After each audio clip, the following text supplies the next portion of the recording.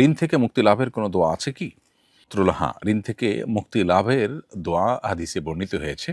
আলী রাদিয়াল্লাহু তাআলা আনহু থেকে বর্ণিত হাদিসে আমরা জানতে পারি যে নবী করিম সাল্লাল্লাহু আলাইহি সাল্লাম তাঁকে অর্থাৎ আলী রাদিয়াল্লাহু তাআলা আনহুকে শিক্ষা দিয়েছেন ঋণ থেকে মুক্তি লাভের একটি দোয়া। যে দোয়া আল্লাহ তাআলার কাছে সঠিকভাবে যথাযথভাবে যদি নিবেদন করা যায়, তাহলে হাদিসের বর্ণনা অনুসারে পাহাড় পরিমাণ যদি ঋণও থাকে, আল্লাহ তাআলা সে ঋণ তার জন্য পরিশোধ করা সহজ করে দিবেন এবং তার ঋণ পরিশোধের ব্যবস্থা আল্লাহ তাআলা করে দিবেন। দোয়াটি হলো আল্লাহুম্মা কফিনি বিহালালিকা আন হারামিক ওয়া আগনিনি বিফদলিকা আম্মান সিওয়াক। আবার বলছি, আল্লাহুম্মা কফিনি বিহালালিকা আন হারামিক ওয়া আগনিনি বিফদলিকা আম্মান সিওয়াক। যার অর্থ হলো, হে আল্লাহ, আপনার পক্ষ থেকে হালাল পেয়ে যেন আমার প্রয়োজন আমি পূরণ করতে পারি, হারাম এর প্রয়োজন যেন আমার না হয়। হারাম থেকে আপনি আমাকে অমুখাপেক্ষী করে দিন, হালাল আমার জন্য যথেষ্ট করে দিন। আর আপনি ছাড়া অন্য কারোর প্রতি আমাকে মুখাপেক্ষী করবেন না। এখানে ঋণ পরিশোধের আকাঙ্ক্ষা আল্লাহর কাছে নিবেদন করাটা নিহিত আছে। এই হাদিসটি তিরমিজিতে বর্ণিত হয়েছে হাসান সূত্রে। বিধায় আমরা এ দোয়ার মাধ্যমে ঋণ পরিশোধের জন্য আল্লাহ তাআলার কাছে নিবেদন করতে পারি, বেশিরভাগ দোয়া করতে পারি, ঋণ পরিশোধের জন্য আল্লাহর কাছে সাহায্য চাইতে পারি। অতএব আমাদের ঋণ পরিশোধের জন্য যে পার্থিব চেষ্টা আছে, যেটা আমাদের করণীয় আছে সাধ্য অনুযায়ী, সেটা তো আমরা করবই। যেমন আমার স্থাবর সম্পদ বিক্রি করে হলেও আমি ঋণ পরিশোধ করবার চেষ্টা করব। পাশাপাশি আল্লাহ রাব্বুল আলামিনের সাহায্য চেয়ে আমি এভাবে দোয়া করতে পারি, আল্লাহুম্মা কফিনি বিহালালিকা আন হারামিক ওয়া আগনিনি বিফদলিকা আম্মান সিওয়াক। আল্লাহ তাআলা আমাদের সবাইকে ঋণমুক্ত করে, ঋণের বোঝা থেকে মুক্তি দান করে তারপর দুনিয়া থেকে যাওয়ার তৌফিক নসিব করুন। মুমূর্ষ ব্যক্তিকে কিভাবে শোয়াবে, দয়া করে বিস্তারিত জানাবেন। মুমূর্ষ ব্যক্তিকে ডান দিকে কাত করে কেবলামুখী করে শোয়াতে হবে। অর্থাৎ ধরুন এদিকে কেবলা, তাহলে এভাবে কবরটা এমনভাবে করবে যে এভাবে লাশটা যেন কেবলামুখী থাকে।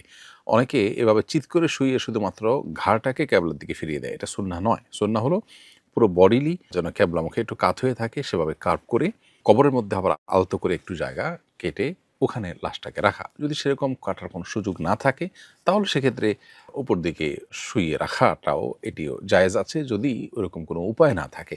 তবে সাধারণ অবস্থাতে কেবলামুখী করে শোয়ানোটাই হলো সুন্নাহ। মুসাফির যদি মুকিমের পেছনে জোহরের নামাজ আদায় করেন, তাহলে কত রাকাত পড়বেন?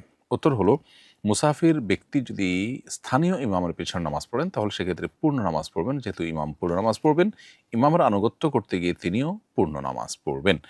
আর এর বিপরীতে যদি এমন হয় যে ইমাম মুসাফির হন আর পেছনে নামাজ পড়া ব্যক্তি স্থানীয় হন, তাহলে ইমামের সাথে ২ রাকাতের পর ইমাম সালাম ফিরিয়ে ফেলবেন, তখন তিনি দাঁড়িয়ে আরও ২ রাকাত প্লাস করবেন, অর্থাৎ তিনি পূর্ণ নামাজ পড়বেন। যেহেতু তিনি ইমামের আনুগত্য করার পরও তার পূর্ণ নামাজ পড়তে কোনো অসুবিধা নেই, অর্থাৎ সালাম ফেরানোর পরে বাকি নামাজ তিনি পড়তে পারছেন, বিধায় তার জন্য পূর্ণ নামাজ আদায় করাটাই হলো আবশ্যক।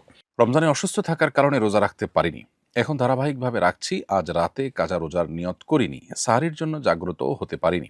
দিনের বেলা নিয়ত করেছি, রোজা আদায় হবে কিনা? প্রিয় দর্শক, কাজা রোজার নিয়ত সুবহে সাদিকের আগে করতে হবে। অর্থাৎ দিনের বেলা নিয়ত করলে কাজা রোজা আদায় হবে না, তবে নফল রোজার নিয়ত দিনের বেলায় করা যায়।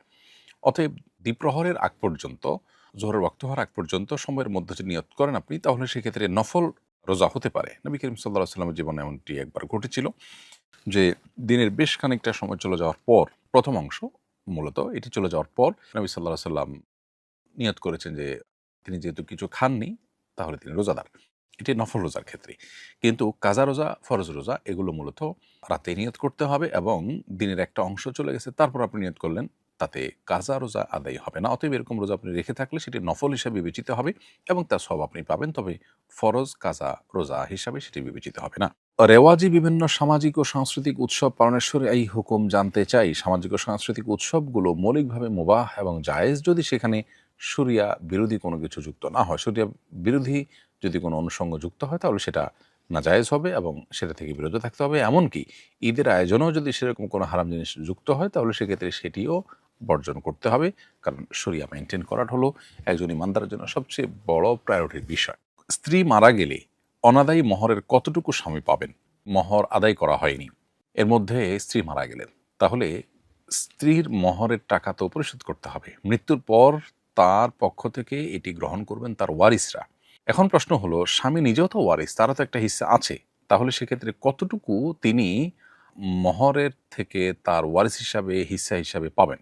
এর উত্তর হলো যে স্ত্রী মারা যাওয়ার পর তার মহরের টাকাটা যেটা পরিশোধ করা হবে সেটা স্ত্রীর অন্যান্য রেখে যাওয়া যে সম্পদ আছে সে সমস্ত সম্পদের মধ্যে গণ্য হয়ে পরিত্যক্ত সম্পদে পরিণত হবে এবং এটি ওয়ারিসদের মধ্যে শরিয়ার যে অনুপাত আছে, কোরআনে বর্ণিত যে অনুপাত আছে সে হারে বণ্টিত হবে।